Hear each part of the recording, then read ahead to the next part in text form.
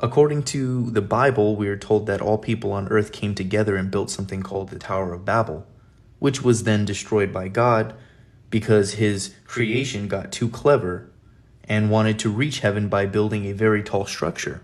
God then separated the languages, and that's why today there are many different languages and religions, but this never took place.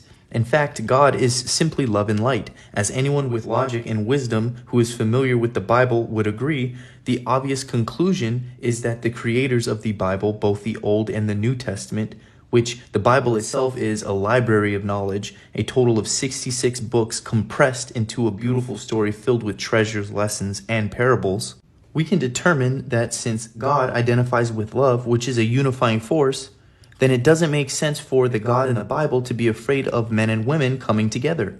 Especially if God is all-knowing, how did he not know eventually humans would come together and try to climb their way into heaven? Why would we be divided into so many tongues?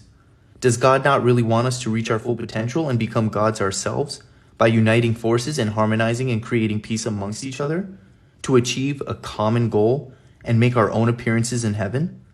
The ones who wrote the Bible are the ones who want us to think that division is what God wants, when in fact it is quite the opposite. God wants us to unify as we are all God having a human experience. You are an extension of our Father's expression. All is one and one is all.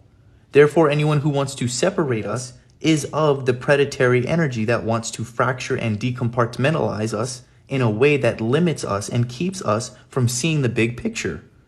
Anything that unifies us through love is holy because it provides wholeness and is wholesome. Love is the key, and I've been saying this in all of my videos.